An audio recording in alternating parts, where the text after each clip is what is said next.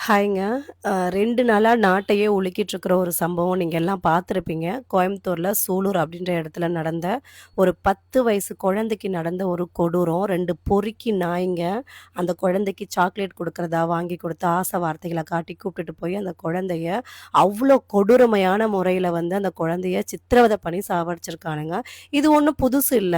எப்பவுமே நடக்கிறது தான். அங்கங்க ஒரு நாளாவது நடக்காம இருக்கா சொல்லுங்க? ஒரு நாளாவது எங்கேயாவது ஒரு மூலையில அ 10 வயசு, 8 வயசு, 7 வயசு, 5 வயசு இல்லன்னா பெரிய 60 வயசு, 70 வயசு பொம்பளைங்க இப்படின்ட்டு பெண்களுக்கு இதே போல டெய்லி நடந்துகிட்டு தாங்க இருக்கு. சின்ன குழந்தைங்க, அந்த புறம்போக்கு நாய்ங்க, அவனுங்களுக்கெல்லாம் அக்கா, தங்கச்சி இல்ல இல்ல அவனுங்களுக்கெல்லாம் ஒரு தாய் பெத்தாங்களா? இல்லையா? இல்ல இந்த மாரி உள்ள புறம்போக்கு பொறுக்கி நாய்ங்கள பேசுறது வேஸ்ட்டுங்க. இதுக்கப்புறம் பேசுறதே வேஸ்ட்டு. ஏன்னா எவ்ளோ பேசியாச்சு, எவ்ளோ திட்டியாச்சு, எவ்ளோ பண்ணியாச்சு. ஆனா திருந்துறானுங்களா? இல்ல இதே மாரி சம்பவம் நடக்காம தான் இருக்குதுங்களா? திருப்பி, திருப்பி, திருப்பி, திருப்பி நடந்துகிட்டு தான் இருக்கு. ரொம்ப வேதனையா இருக்குங்க. ஒரு எல்லார் வீட்லயுமே பொம்பள குழந்தைங்க இருக்காங்க. எல்லார் வீட்லயுமே பொம்பள குழந்தைங்க இருக்காங்க. எல்லாரும் கண்ணும் கருத்துமா அவ்ளோ வந்து ஒரு பாதுகாப்பான முறையில அவங்கவங்க குழந்தைங்கள பார்த்துக்கிட்டு தான் இருக்காங்க. யாரும் இல்ல கேர்லெஸ்ஸா விடல. அந்த குழந்தை ஏதோ கடைக்கு போறதுக்கு, பக்கத்துல போறதுக்கு எங்க இத்தனைக்கும் பக்கத்திலேயே வாட கறந்த புறம்போக்கு நாய்ங்க தான் இந்த கொடூரமான செயல செஞ்சிருக்கானுங்க. அ ஒரு பெத்த தாய் வந்து நெறைய வேலை இருக்கும். அந்த வேலை மத்தியிலயும் குழந்தையும் பெண் குழந்தை இது வந்து இந்த சமுதாயத்துல பெண் குழந்தைக்கு பாதுகாப்பு இல்லன்னு தெரிஞ்சு ஒவ்வொரு தாய்மார்களும், ஒவ்வொரு குடும்பத்துல உள்ள பெண்களும் எல்லாருமே ரொம்ப உஷாரா தான் இருக்காங்க. குழந்தைங்களையும் நல்லா தான் பார்த்துட்டு இருக்காங்க. அதையும் தாண்டி இந்த மாரி கொடுமையான விஷயங்கள் நடந்துகிட்டு தாங்க இருக்கு. நடக்காம இல்ல. அதுக்காக குழந்தைங்கள வெளியில விடவே பயமா இருக்கு. சோ அதுக்காக குழந்தைங்க வந்து ஃபோன்ல ஆடிட்டு அப்படி இப்படின்னு சொல்லிட்டு ஆனா கூட பரவால்ல. வீட்லயே இருக்கட்டும் வெளிய போவேனான்னு அப்படி நம்ம வந்து உள்ளுக்குள்ளேயே போட்டு அடைச்சு வச்சுட்டும் தான் இருக்கிறோம். சோ யோசிச்சு பாருங்களேன். இந்த மாதிரி இருக்கும்போது ஒரு ஒரு எங்க இருக்கு சுதந்திரம்?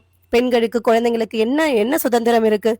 இல்ல எந்த ஆட்சிக்காரவங்க இருந்தாலும் அதான் நடக்குது. ஒண்ணு இது நடந்துச்சா உடனே இந்த டிவிக்கு ஆட்சிலாம் இப்படித்தான் இருக்கும். டிஎம்கே ஆட்சிலாம் இப்படித்தான் இருக்கும். இப்படின்னு ஒரு காரணத்த காட்டிட்டு, அடுத்து ஒரு 2 நாள் அத பத்தி பேசுறோம். அடுத்து 3வது நாள் வேற இஷ்யூ வந்தோனே அத பத்தி பேசிட்டு போயிட்டே இருக்கும். இதான் நடக்குதே தவிர வேற ஏதாவது மாற்றங்கள் வருதா? இல்ல ஏதாவது மாற்றங்கள் நடக்குதா? சீரியஸ்லி ரொம்ப ரொம்ப கஷ்டமா இருக்குங்க. இந்த சம்பவம் நடந்திருக்கு. அப்பலாம் நான் வந்து திருச்செந்தூர் கோயிலுக்கு போயிருந்தேன். என்னால வந்து பேச முடியல. அங்கருந்து வீடியோ போட முடியல. எப்படா வீட்டுக்கு வந்து இந்த வீடியோ போடுவான் அப்படின்ற மாரி ஒரே அவ்ளோ ஒரு ஒரு ஒரு மனவேதனை. நமக்கே இப்படி இருக்குன்னும்போது, ஒரு குழந்தைய பறிகொடுத்த ஒரு பெத்த தாய்க்கு, அந்த குடும்பத்துல உள்ளவங்களுக்கு எவ்ளோ ஒரு வேதனையா இருக்கும். சாலை மறியல் பண்ணியிருக்காங்க, அது பண்ணியிருக்காங்க எல்லாம் ஓகே. பட் எல்லாம் பண்ணாலும், அ அப்பப்ப நடக்கும்போது என்ன பண்றாங்க? இவ்ளோ பணம் 10,00,000 5,00,000 20,00,000 பணத்த குடுத்து சமாளிச்சர்றாங்க. சோ அவ்ளோ பணம் குடுத்தாலும், என்ன பண்ணாலும் போன உயிர் வந்துருமா? 10 மாசம் சுமந்து பெத்து வளர்த்த அந்த குழந்தைக்கு என்னென்ன பண்ணணும்? எப்படிலாம் அந்த குழந்தைய ஆளாக்கணும்? எவ்ளோ வந்து அவங்க மனசுல வந்து கனவு கட்டி, கோட்ட கட்டி வச்சிருப்பாங்க. எல்லாத்தையும் இந்த புறம்போக்கு நாய்ங்க கொஞ்ச நேரத்துல அப்படியே சிதற விட்டுட்டு போகுதுங்களே!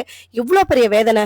இதெல்லாம் நடக்குது அப்படின்னா, ஏன் இத முழுமையா இத ஏன் கண்டிக்க மாட்றோம்? இதான் ஒவ்வொரு பெண்களும் எல்லாரும் கேட்க வேண்டிய கேள்வி இதுதான். எல்லா ஆட்சியிலயுமே இது நடந்துகிட்டு தான் இருக்கு. உடனே ஆட்சி மேல குறை சொல்றதால ஒண்ணுமே இல்ல. ஆனா அந்த ஆட்சியில உள்ளவங்க ஒரு கடுமையான சட்டத்த ஏன் கொண்டு வர மாட்றாங்க? தயவு செஞ்சு விஜய் அண்ணா, இது நான் ஒரு கோரிக்கையா உங்ககிட்ட வேண்டுகோளா உங்ககிட்ட கெஞ்சி கேட்கிறேன். எல்லாரோட கேள்விகளும் எல்லாரோட வேண்டுகோளும் இதுவா தான் இருக்கும். சோ நீங்க வந்து கடுமையான தண்டனை குடுக்க போறோம் அப்படின்னு சொல்லிட்டு சொல்லியிருக்கீங்க. அறிக்கை விடுச்சிருக்கீங்க இன்னைக்கு. ரொம்ப சந்தோஷம். ஆனா என்ன பொறுத்தவரைக்கும் இந்த மாரி இருக்கிறவங்களுக்கெல்லாம் வந்து இந்த மாரி பண்ணவனுங்கலாம் வந்து அடுத்த நிமிஷமே தெரிஞ்சிருச்சா உண்மை அவனுங்க தான் பண்ணான்னு தெரிஞ்சுச்சா அவனுங்களே ஒத்துக்கிட்டானுங்களா? அடுத்த நிமிஷமே அவனுங்களுக்கு வந்து மரண தண்டனை குடுக்கணும். கண்டிப்பா மரண தண்டனை குடுக்கணும். இல்லையா, அவனுங்கள வந்து அந்த பாதிக்கப்பட்டவங்க கிட்ட ஒப்படைச்சிடணும். அவங்க கல்லாலேயே அடிச்சு என்ன சித்திரவதை பண்ணியோ சாவடிக்கணும். ஏன்னா அந்த குழந்தை எப்படி துடி துடிச்சு செத்துருக்கும். அதை விட மேல வேதனையா அந்த புறம்போக்கு நாய்ங்க பட்டு அனுபவிச்சு சாகணும்.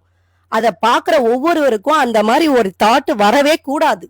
அந்த மாதிரி எண்ணமே வரக்கூடாது. அந்த அளவுக்கு வந்து தண்டனை வந்து கடுமையா ஆகணும். அவ்வளவு ஒரு ஆவேசமா இருக்கு. அஸ் எ பேரண்டா எனக்கும் ஒரு பெண் குழந்தை இருக்காங்க. ஒவ்வொரு வீட்லயுமே பெண் குழந்தை இருக்காங்க.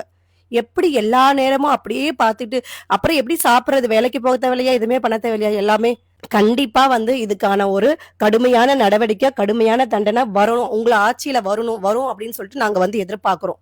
நீங்க சினிமால மட்டும் இந்த மாதிரி நல்ல விஷயங்கள் பண்ணாம, நேர்லயும் கண்டிப்பா மக்களுக்கான நல்ல விஷயங்கள் எல்லாமே பண்ணுவீங்கன்ற ஒரு முழு நம்பிக்கையில தான் உங்கள வந்து நாங்க சிஎம்மா ஆக்கியிருக்கோம். சோ கண்டிப்பா நீங்க பண்ணுவீங்கன்றத நாங்க வந்து எதிர்பார்க்கிறோம். நன்றி.